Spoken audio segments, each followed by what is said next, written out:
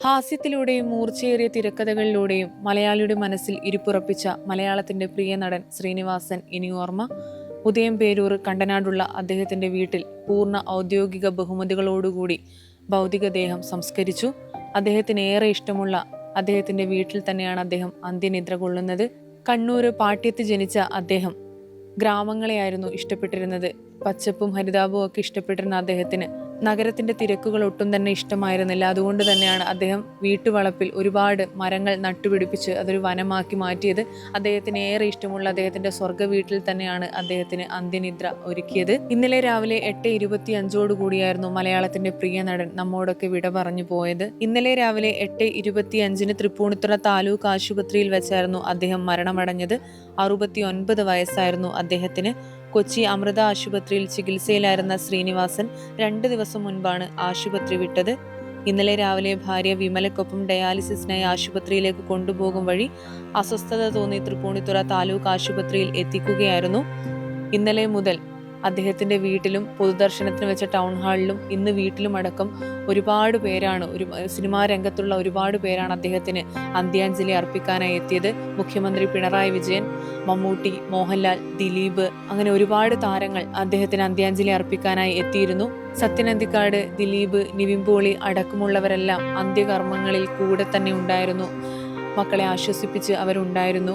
സാമൂഹിക, രാഷ്ട്രീയ, സിനിമാ മേഖലയിലെ ഒട്ടനവധി പേരാണ് അദ്ദേഹത്തെ അവസാനമായി ഒരു നോക്ക് കാണാൻ ഇന്നും അദ്ദേഹത്തിന്റെ വീട്ടിലെത്തിയത്. സാധാരണ ജനങ്ങൾ, സാധാരണക്കാരിൽ സാധാരണക്കാരനായി ജീവിച്ച ശ്രീനിവാസനെ ഒരു നോക്ക് കാണാനായി, അവസാനമായി ഒരു നോക്ക് കാണാൻ ആയിരങ്ങളാണ് ഇന്നും എത്തിയത്. വലിയൊരു ജനത്തിരക്ക് തന്നെയായിരുന്നു ഇന്ന് അദ്ദേഹത്തിന്റെ വീട്ടിൽ അദ്ദേഹത്തെ അവസാനമായിട്ട് കാണാനായിട്ടുണ്ടായിരുന്നത്. ഇന്നലെ വന്നവർ ഇന്നും വരുന്നൊരു കാഴ്ചയാണ് നമ്മൾ കണ്ടിട്ടുള്ളത്. 200 സിനിമകളിൽ ശ്രീനിവാസൻ അഭിനയിച്ചിട്ടുണ്ട്. 48 വർഷം നീണ്ടുനിന്ന സിനിമാ ജീവിതത്തിൽ 54 സിനിമകൾക്ക് തിരക്കഥ എഴുതിയ ശ്രീനിവാസൻ 2 സിനിമകൾ സംവിധാനം ചെയ്തു.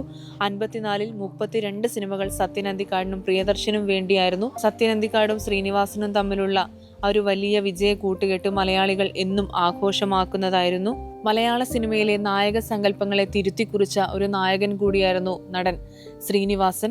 അപകർഷതാ ബോധത്തിൽ ജീവിതം ഉലഞ്ഞുപോയ തളത്തിൽ ദിനേശനും തൊഴിലില്ലായ്മയ്ക്കും പങ്കപ്പാടുകൾക്കുമിടയിൽ നീറി ജീവിച്ച ദാസനും വിജയനും മുഖ്യധാര രാഷ്ട്രീയക്കാരുടെ കാപട്യം തുറന്നുകാട്ടിയ കോട്ടപ്പള്ളി പ്രഭാകരനും തട്ടാൻ ഭാസ്കരനുമൊക്കെ നമ്മളെ ചിന്തിപ്പിച്ചും ഇപ്പോഴും മലയാളിക്കൊപ്പം നടക്കുന്ന ശ്രീനിവാസൻ കഥാപാത്രങ്ങളാണ്. സുന്ദരനായിരിക്കണം നായകൻ. ഗംഭീര നായകന്മാരെ കുറിച്ചുള്ള മുൻവിധിയുള്ള കാലത്ത് അത്തരം പരിമിതിയെ മറികടന്നുകൊണ്ടാണ് അദ്ദേഹം നായക സ്ഥാനത്ത് കസേരയുറപ്പിച്ചത്. ചിന്താവിഷ്ടയായ ശ്യാമളയ്ക്ക് 1998-ൽ സാമൂഹിക പ്രസക്തിയുള്ള മികച്ച ചിത്രത്തിനുള്ള ദേശീയ പുരസ്കാരം ഉൾപ്പെടെ ലഭിക്കുകയും ചെയ്തിരുന്നു. 1989-ൽ വടക്കുനോക്കി യന്ത്രത്തിന് മികച്ച ചിത്രത്തിനുള്ള സംസ്ഥാന പുരസ്കാരവും മഴയത്തു മുൻപേ, സന്ദേശം എന്നീ സിനിമകൾക്ക് തിരക്കഥകൾക്കുള്ള സംസ്ഥാന പുരസ്കാരവും ലഭിച്ചിരുന്നു.